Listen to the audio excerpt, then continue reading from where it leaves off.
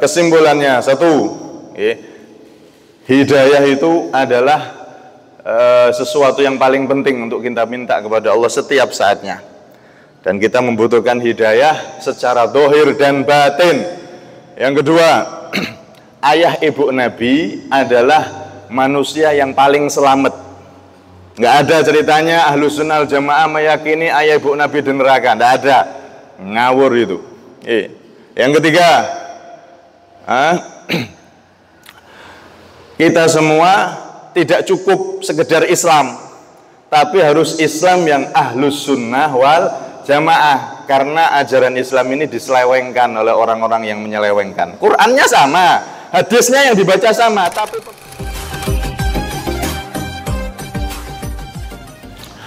Bismillah walhamdulillah wassalatu wassalamu ala rasulillah Sayyidina Muhammad bin Abdullah wa ala alihi wa sahbihi wa man wala wa la hawla wa la quwwata illa billah.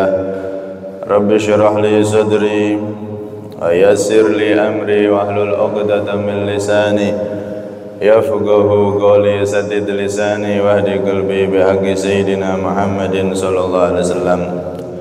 Dusturakum ya ahla dargi wa ya ahla al-batin wa ya ahla nubati wa ya ahla nur, amma ba'd.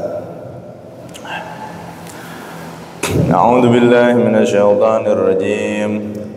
Bismillahirrahmanirrahim. Ihdinas siratal mustaqim. Ihdi, berilah petunjuk engkau na kepada kami, as-sirata, kepada jalan al-mustaqima, yang lurus. Ay arsyidna ilaihi, artinya arsyid, tunjukkanlah engkau na kepada kami, ilaihi, pada siratal mustaqim. Jamaah semua yang dirahmati oleh Allah subhanahu wa ta'ala, kita sampai pada ayat yang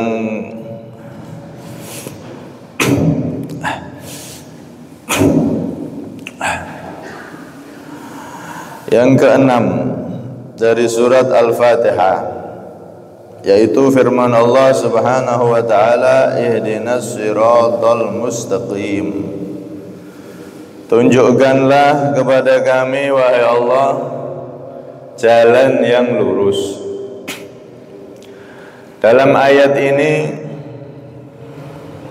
Allah subhanahu wa ta'ala menampakkan kembali rahmatnya kepada kita semua, sehingga kita diajari oleh Allah subhanahu wa ta'ala doa yang paling penting. Sebelum doa-doa yang lain, doa ini adalah doa yang paling penting. Ihdinas siratal mustaqim, tunjukkan kami jalan yang lurus.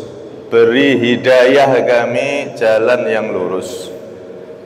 Minta agar diberi hidayah, dan doa ini yang ngajari langsung Allah subhanahu wa ta'ala, dan kita juga diwajibkan baca ini oleh Allah subhanahu wa ta'ala di dalam setiap kali kita sholat. Kita minta hidayah sama Allah, karena segala sesuatu itu kalau tidak dibarengi dengan hidayah, petunjuk dari Allah, maka sia-sia dan tidak ada nilainya. Jangankan sesuatu yang biasa, sesuatu yang paling mulia saja, jika tidak dibarengi hidayah, itu tidak ada nilainya. Apa sesuatu yang paling mulia itu? Ashraful khisal al-ilmu. Sesuatu yang paling mulia adalah ilmu. Ilmu itu sesuatu yang paling mulia. Tapi kalau tidak disertai hidayah, maka jadinya sia-sia. Sampai Nabi mengatakan, man izdada ilman walam yazdad hudan lam yazdad minallahi illa bu'da. Barang siapa yang tambah-tambah ilmu tapi enggak tambah hidayah, maka tidak tambah-tambah di sisi Allah kecuali tambah jauh. Ilmunya nambah tapi hidayah enggak nambah, bahaya, tambah jauh sama Allah. Karena itu hidayah ini satu hal yang paling penting, sehingga Allah ngajari kita minta sesuatu yang paling penting, permintaan yang paling penting, permintaan yang paling utama, yaitu minta hidayah, minta petunjuk kepada Allah Subhanahu wa ta'ala. Asy-Syaikh Asy-Sya'rawi, seorang pakar tafsir dari Mesir Al-Azhar rahimahullah rahmatal abrar wa nafa'ana bih fid dharain amin. Beliau mengatakan, wal hidayah nau'ani, hidayatu dalalatin wa hidayatu ma'unatin. Hidayah itu secara garis besar terbagi menjadi dua, kata beliau. Yang pertama adalah hidayatu dalalatin, hidayah bimbingan, dan ini diperuntukkan kepada semua manusia. Semua manusia diberi hidayah bimbingan oleh Allah, sehingga Allah Subhanahu wa ta'ala mengutus para rasulnya dari Nabi Adam, Nabi Nuh, Nabi sampai Nabi kita Muhammad sallallahu alaihi wasallam. Itu mereka semua membawa hidayatu dalalah, membawa hidayah bimbingan untuk semua manusia. Bahkan kalau Rasulullah bukan hanya manusia, tapi juga golongan jin, semuanya dibawakan hidayah bimbingan oleh Nabi sallallahu alaihi wasallam. Allahumma shalli ala Muhammad. Cuman manusia ini ada yang menerima, ada yang menolak.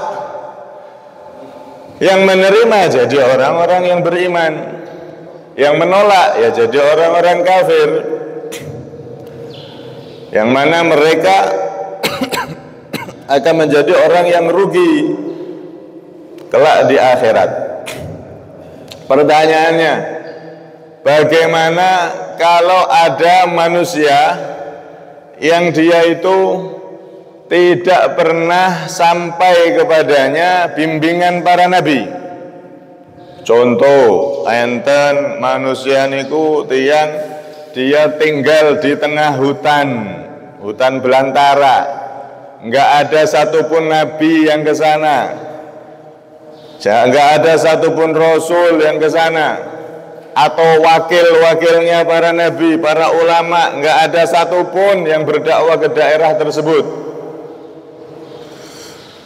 Maka bagaimana orang yang semacam ini kalau mereka meninggal, apakah dimasukkan neraka oleh Allah karena nggak beriman? Di sisi lain mereka nggak pernah ada yang ngajak untuk beriman. Hidayah bimbingan yang dibawa para rasul, para nabi, diteruskan para ulama, nggak sampai ke mereka karena mereka mungkin di tengah hutan belantara atau di hutan Amazon kalau di Amerika ini, hutan yang terkenal ngeri. Misalkan ada yang seperti itu, bagaimana? Maka mereka terhitung ahlul fatrah, orang-orang yang berada di zaman kekosongan, kekosongan para nabi, kekosongan para rasul, kekosongan bimbingan. Orang yang semacam ini sama seperti kasusnya orang yang hidup di zaman setelah Nabi Isa diangkat ke langit. Nabi Isa itu kan boten mati. Nabi Isa tidak mati. Nabi Isa tidak disalib. Di Al-Quran disebutkan secara jelas bahwasanya Nabi Isa itu wa ma qataluhu wa ma salabuhu walakin syubbiha lahum. Mereka saat itu enggak membunuh Nabi Isa, enggak menyalib Nabi Isa, tapi diserupakan. Ada muridnya Nabi Isa yang berkhianat, diserupakan wajahnya seperti Nabi Isa, akhirnya dia yang disalib dan akhirnya dijadikan sesembahan oleh mereka. Ketika itu Nabi Isa diselamatkan, diangkat ke langit. Dan nanti di zaman akhir ketika Imam Mahdi sudah keluar dan juga Dajjal keluar, maka Nabi Isa akan turun. Nabi Isa akan turun dan yang membunuh Dajjal hanya Nabi Isa. Yang bisa membunuh Dajjal hanya Nabi Isa. Dan ini riwayat mutawatir. Banyak hadis Nabi yang menerangkan tentang peristiwa akhir zaman ini. Nanti Nabi Isa akan turun. Nah, semenjak Nabi Isa diangkat ke langit, itu terjadi kekosongan bimbingan, kekosongan Nabi Rasul, tidak ada kosong sampai zaman Nabi Muhammad SAW. Nah, orang yang hidup ketika Nabi Isa sudah diangkat sampai datangnya Nabi Muhammad ini kan ratusan tahun. Itu bagaimana tanpa bimbingan, tanpa ada Nabi yang datang, tanpa ada Rasul yang datang untuk ngajak beriman, mereka meninggal di zaman fatrah, zaman kekosongan utusan, itu bagaimana? Maka orang-orang yang seperti itu nanti akan diselamatkan oleh Allah alias tidak disiksa oleh Allah di akhirat. Sama halnya seperti orang di zaman ini, dia di tengah hutan sana, belum ada satupun ulama yang berdakwah ke sana. Dia tidak pernah kenal Nabi Muhammad, tidak pernah kenal Islam. Kok mati sebelum dia mendengar dakwah Islam? Maka dia termasuk ahlul fatrah, orang yang berada di kekosongan utusan alias dia selamat, tidak akan disiksa oleh Allah Subhanahu wa ta'ala. Sebagaimana Allah menyatakan, wa ma kunna mu'adzibina hatta nab'atha rasula, dan aku, kata Allah, tidak akan menyiksa sehingga aku mengutus utusan, hatta nab'atha rasula. Aku nggak akan menyiksa orang, nggak akan menyiksa satu kaum sehingga aku mengutus para utusanku ke sana terlebih dahulu, baik nabi ataupun rasul ataupun ulama yang telah menyampaikan ajaranku. Kalau ajaran Islam ini belum sampai ke mereka, maka mereka tidak akan disiksa oleh Allah Subhanahu wa ta'ala. Di dalam tafsir Tabari disebutkan, nanti di hari kiamat itu Pak, ketika mereka orang-orang yang ahlul fatrah ini, orang yang hidup di zaman kosong utusan atau nggak sampai kepada mereka ajaran Islam, dakwah Islam, ketika mereka disuruh masuk ke neraka karena nggak beriman sama Allah, udkhulun nar, maka mereka bisa menjawab, diberi kekuatan oleh Allah, mulutnya bisa menjawab, kaifa walam ya'tina rasul, bagaimana kami masuk neraka ya Allah, Engkau maha adil, sedangkan kami belum pernah ada Rasulmu yang datang ke kami, ada nabimu yang datang ke kami, ada ulamamu yang datang ke kami untuk menyampaikan Islam, menyampaikan risalahmu ya Allah. Akhirnya batal, tidak jadi disiksa oleh Allah Subhanahu wa ta'ala. Di dalam tafsir Tabari disebutkan, wa aimullah law dakhuluha lakanat alaihim bardan wa salama. Demi Allah, demi keadilan Allah, andaikan orang-orang yang seperti ini kok masuk neraka, maka neraka apinya tidak akan panas dan tidak akan membakar sebagaimana Nabi Ibrahim dimasukkan ke api oleh Namrud, tapi apinya nggak bakar sama sekali. Andaikan mereka orang-orang yang nggak pernah dengar Islam ini, nggak pernah sampai kepada mereka bimbingan dari Allah, kok dimasukkan neraka, maka neraka sejuk untuk mereka, nggak merasakan siksaan sama sekali, karena memang Allah sudah berjanji, wa ma kunna mu'adzibina hatta nab'atha rasula, aku tidak akan menyiksa sebelum ada Rasul yang datang kepada mereka. Masya Allah. Dan pendapat yang kuat inilah, dari ayat inilah, ayah ibu Nabi Muhammad SAW. Ini zaman akhir nih, sekarang di YouTube itu, yang sok ngustad, sok ngiyai dan ngiyau. Itu kalau di YouTube mereka membawa hadis sahih, ayahnya Nabi di neraka karena belum beriman sama Nabi Muhammad, sudah meninggal. Ayahnya Nabi di neraka, ibunya Nabi di neraka. Wes, Luar biasa ini YouTube ini. YouTube itu isinya video-video yang Masya Allah kadang maksiat-maksiat diupload di sana, atau ya ngaji diupload di sana, tapi menyesatkan umat, menanamkan keyakinan bahwa ayah ibu Nabi belum beriman sama Nabi Muhammad, berarti apa? Neraka. Na'udzubillah min dzalik. Kok beraninya memvonis ayah baginda Nabi, ibu baginda Nabi masuk neraka?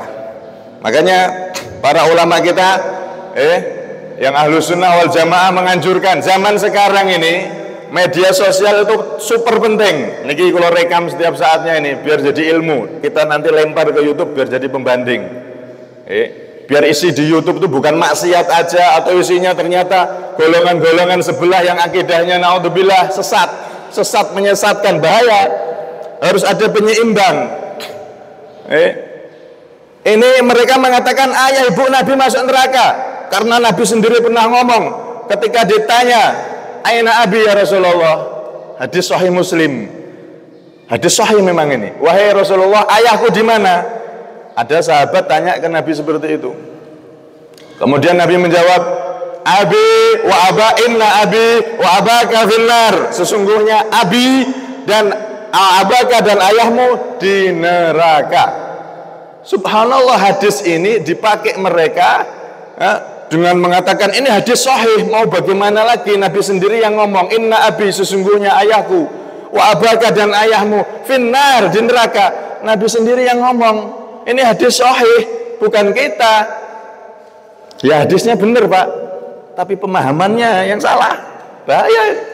Maksudnya apa Rasulullah di situ? Inna abi, sesungguhnya ayahku. Ayahku tuh maksudnya adalah paman beliau, Abu Lahab. Karena orang Arab tuh biasa nyebut apa paman dengan abi. Nabi Ibrahim mengatakan, "Ilqala li abihi azaro atatakhidu asnaman alihah." Nabi Ibrahim itu pernah mengatakan li abihi kepada ayahnya, Azar, yaitu Azar. Loh, apakah Azar itu ayahnya Nabi Ibrahim? Azar itu penyembah berhala, kafir. Nabi Ibrahim anak orang kafir. Bukan, Azar itu pamannya Nabi Ibrahim. Bukan ayahnya, tapi di Al-Quran disebutkan li abihi kepada ayahnya, maksudnya pamannya. Ayah dalam bahasa Arab itu juga dipakai untuk paman karena saking akrabnya sama paman. Dan Nabi jawab, "Inna abi, sesungguhnya ayahku," maksudnya pamanku Abu Lahab, "wa abaka," dan ayahmu di neraka. Agar apa?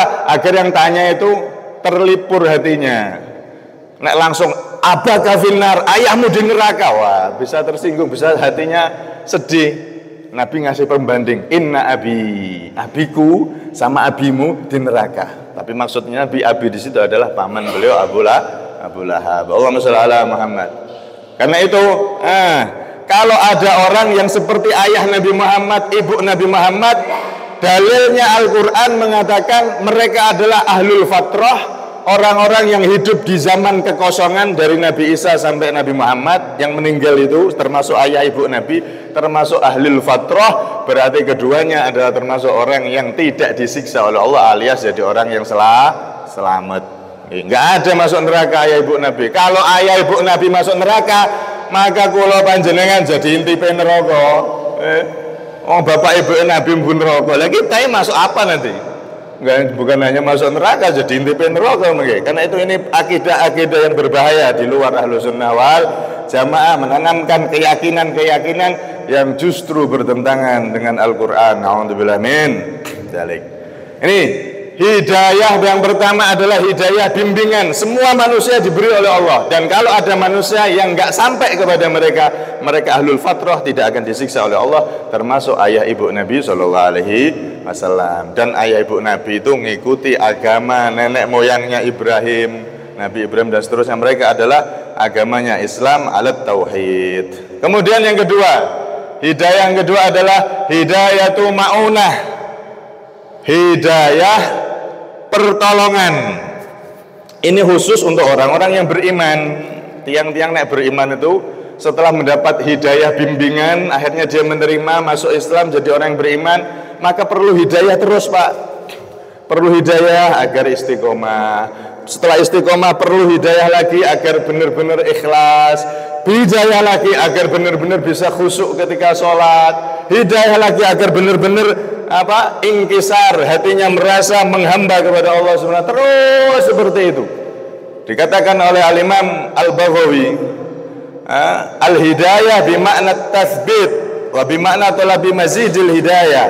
Lianna al-altaf wal hidayat min Allah Ta'ala la tatanaha ala madhabi ahli sunnah. Hidayah itu intinya, setelah kita itu masuk Islam jadi orang beriman, itu membutuhkan hidayah yang banyak. Dan hidayah itu enggak terbatas. Terus naik, terus hidayah, tambah hidayah, sehingga jadi hamba yang benar-benar semakin sempurna di sisi Allah Subhanahu wa Ta'ala. Karena itu orang-orang soleh niku seperti Al-Habib Umar bin Abdurrahman Al-Atas, sahibur roti bil atas, beliau itu kalau sholat malam, sholat witir niku pakai doa kunut. Sunahnya kan setelah taraweh Ramadan, separuh Ramadan terakhir itu sunnah untuk kunut. Tapi sebagian pendapat sholat witir itu kan sunnah dilaksanakan tiap hari dan boleh membaca kunut tiap hari. Nah, beliau ini termasuk salah satu orang yang kalau sholat witir di tengah malam itu membaca doa kunut, dan doa kunutnya itu diulang-ulang sampai hampir fajar. Dari misalkan jam 2 atau jam 3 sholat witir, terakhir sholat witir itu pakai doa kunut, baca Allahumma hdina fi man hadait, Allahumma hdina fi man hadait, Allahumma hdina fi man hadait, dibaca diulang-ulang, wis gak terhitung sudah sampai hampir fajar. Ya Allah, Allahumma hdina fi man hadait, ya Allah berilah aku hidayah beserta orang-orang yang telah Engkau beri hidayah, ya Allah beri aku hidayah, ya Allah beri aku hidayah, ya Allah, terus seperti itu. Kenapa? Karena memang kita itu setiap saatnya membutuhkan hidayah, petunjuk dari Allah, hidayah ma'unah, hidayah pertolongan agar kita semakin baik secara zahir dan batin. Hatinya semakin bersih, minta hidayah lagi tambah bersih, minta hidayah lagi tambah berkilau, minta hidayah lagi, terus seperti itu, derajatnya semakin naik terus di sisi Allah Subhanahu wa Ta'ala. Karena itu kita dianjurkan untuk selalu minta hidayah kepada Allah Subhanahu wa Ta'ala. Imam Fatah bin Sukhruf itu beliau orang yang ahli ibadah, 20 tahun itu khusyuk ibadah sampai nangis, air matanya sampai selama 20 tahun, setiap ibadah di tengah malam sendiri nggak ada yang tahu nangis. Kemudian setelah 20 tahun tetap nangis, tambah 20 tahun lagi, cuman air matanya sudah berganti jadi kemerah-merahan kayak darah gitu, air mata darah selama 20 tahun. Nah, ketika dia wafat, kata orang soleh, nanti akan ditanya oleh Allah, disebutkan di kitab Faidul Muhtara itu ditanya oleh Allah, ya abdi baqaita dam'a 20 sanah min ayyi syai', wahai hambaku Fatah bin Sukhruf, engkau menangis selama 20 tahun itu untuk apa? Karena apa? Maka beliau mengatakan apa? Min taksiri fi wajibi haqqik, karena kekuranganku ya Allah di dalam melaksanakan kewajiban kepadamu. Aku sholat ya Allah, tapi pikiranku masih memikirkan yang lain, tidak bisa khusyuk kepada Engkau ya Allah, kecuali hanya sedikit khusyukku. Aku puasa ya Allah, yang puasa hanya mulutku dari makanan, dari minuman, tapi mulutku mengeluarkan kata-kata yang tidak Engkau ridhoi. Tapi telingaku mendengar suara-suara yang tidak Engkau ridhoi. Mataku melihat sesuatu yang tidak Engkau ridhoi. Aku ibadah itu selama 20 tahun tak lihat banyak kekurangan ya Allah, karena aku tangisi kekurangan-kekurangan itu. Maka ditanya lagi oleh Allah, lah terus yang 20 tahun sampai engkau menangis air mata darah? Maka dijawab oleh Allah dijawab oleh Imam Fatah al-Musili atau bin Sukhruf itu, beliau menjawab apa? Baqaitu dama 20 sanah min khaufan 'ala ad-dumu' alla tuqbal. Aku menangis 20 tahun air mata darah, setelah 20 tahun air mata aku tangisi dengan tangisan air mata darah, karena untuk menangisi 20 tahun yang lalu apakah diterima atau tidak ibadahku. Subhanallah. Menangis 20 tahun, ahli ibadah padahal, tapi merasa ibadahnya banyak kurang. Belum pas, masih kurang ikhlas, kurang ini, kurang itu, banyak sudah. Baju kurang rapi, kalau undangan, Masya Allah bajunya lengkap rapi, tapi ketika sholat seadanya, itu walaupun tidak dosa tapi ditangisi sama beliau. Ya Allah, saya ini kurang adab sama Allah.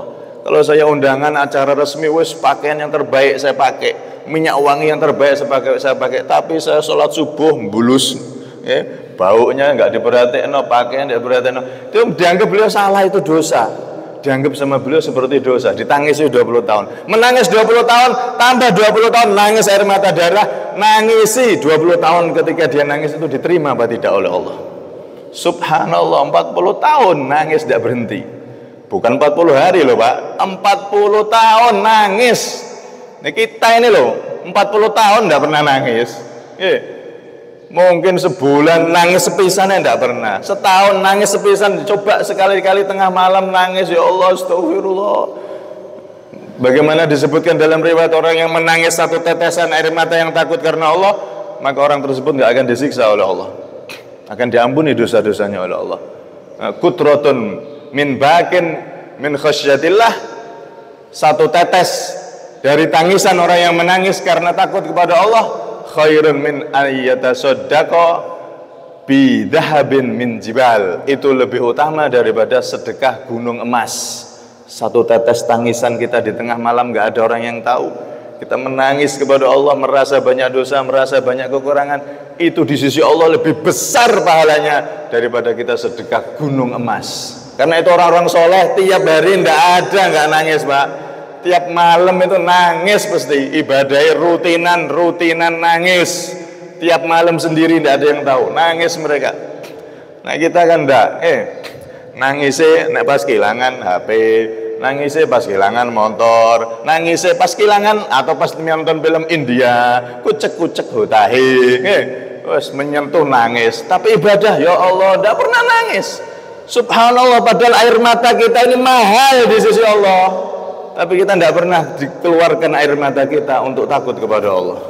Masya Allah. Karena itu, mari kita sempatkan, setiap malam bangun. Kalau tidak tiap malam, seminggu sekali. Kalau tidak bisa sebulan sekali. Kalau tidak bisa setahun sekali. Pas Idul Fitri itu, bengi-bengi takbiran sampai subuh bernangis. Barangkali tangisan satu tetesan yang keluar dari tangan dari mata kita, salah satunya diterima oleh Allah dan kita jadi orang yang selamat. Amin Allahumma amin. Ini orang-orang dulu selalu minta hidayah, tambahan supaya dekat sama Allah Subhanahu wa taala. Karena itu kita ini setiap saatnya membaca Al-Fatihah. Ihdinas siratal mustaqim, beri kami hidayah ya Allah, beri kami hidayah ya Allah, karena setiap detiknya kita membutuhkan hidayah dari Allah. Setiap langkah kaki kita membutuhkan hidayah dari Allah. Setiap gerak-gerik kita membutuhkan hidayah, bimbingan dari Allah, pertolongan dari Allah. Bahkan setiap ibadah kita membutuhkan pertolongan dari Allah agar menjadi ibadah yang semakin baik di sisi Allah Subhanahu wa ta'ala. Ihdinas siratal mustaqim, tunjukkanlah kami, beri hidayah kami ya Allah, as-siratal mustaqim, jalan yang lurus. Jalan yang lurus ini apa maksudnya? Para ulama mengatakan jalan yang lurus adalah satu, agama Islam, dua, Al-Quran, tiga, ajarannya Nabi SAW. Ada satu tafsiran yang agak aneh. As-siratal mustaqim, jalan lurus itu sebagaimana di tafsir Al-Baghawi disebutkan adalah thoriqus sunnati wal jamaah. Jalan yang lurus adalah jalan ahlus sunnah wal jamaah. Bukan jalan orang-orang yang alirannya sesat atau sesat tanpa aliran. Bukan jalan orang-orang yang gagal faham, yang salah memahami Al-Quran, salah faham atau fahamnya memang salah. Tapi pemahaman ahlus sunnah wal jamaah, yaitu mengikuti pemahaman para sahabat Nabi, mengikuti pemahaman Nabi Muhammad SAW, mengikuti pemahaman para ulama-ulama yang soleh, menjalur terus sampai sahabat, terus sampai Rasulullah SAW. Itu ahlus sunnah wal jamaah. Ahlus sunnah wal jamaah ciri khasnya mereka tidak suka mengkafirkan golongan lain, tidak mudah mengkafirkan golongan lain walaupun beda. Oh itu kafir, oh itu bid'ah, sesat di neraka. Enggak. Ahlussunnah wal Jamaah bukan makelar neraka. Kalau ada orang, oh itu sesat, segala yang sesat berarti dosa, segala dosa masuk neraka, berarti golongan itu masuk neraka karena sesat, bid'ah, sesat, neraka, kafir itu mereka. Ini golongan-golongan yang model seperti itu bukan Ahlussunnah wal Jamaah. Atau bahkan yang lebih sadis lagi, lebih bahaya lagi, mereka mengkafirkan para sahabat Rasulullah. Sahabatnya Nabi Muhammad dianggap kafir. Ya Allah, ngono payu. Golongan model kayak gitu ada pengikutnya. Naudzubillah min dzalik. Wes macam-macam ya, jangankan golongan ya, kita mikir ya ngaku malaikat Jibril ya nek pengikut ya. Ngaku malaikat Jibril Lia Edan ya. Itu ada pengikutnya aja, jangankan kok cuman golongan. Yes, ya bener sih. Makanya alhamdulillah kita dekat dengan para ulama, para guru-guru kita mengikuti ulama-ulama yang soleh, mereka berada di jalannya Nabi Muhammad, jalannya para sahabat, di rel lurus menuju surganya Allah Subhanahu wa ta'ala, siratal mustaqim. Ini kurang lebihnya yang kita bisa sampaikan. Kesimpulannya satu, hidayah itu adalah sesuatu yang paling penting untuk kita minta kepada Allah setiap saatnya. Dan kita membutuhkan hidayah secara zahir dan batin. Yang kedua, ayah ibu Nabi adalah manusia yang paling selamat. Nggak ada ceritanya Ahlussunnah wal Jamaah meyakini ayah ibu Nabi di neraka. Nggak ada, ngawur itu. Yang ketiga, kita semua tidak cukup sekedar Islam, tapi harus Islam yang Ahlussunnah wal Jamaah, karena ajaran Islam ini diselewengkan oleh orang-orang yang menyelewengkan. Qurannya sama, hadisnya yang dibaca sama, tapi pemahamannya dia nggak sama dengan pemahaman para ulama, pemahaman para sahabat, pemahaman Rasulullah SAW. Karena itu, ini pentingnya kita ngaji semacam ini. Semoga kita semakin dekat sama Allah, semakin dekat sama Rasulullah. Kita duduk di sini bukan untuk siapa-siapa, tapi kita duduk di sini untuk sama-sama menghidupkan ajaran Nabi, dan harapannya kita kelak di akhirat bisa duduk bareng Kanjeng Nabi Muhammad di surganya Allah. Amin Allahumma amin. Kurang lebihnya minta maaf. Hada minni wal afu minkum.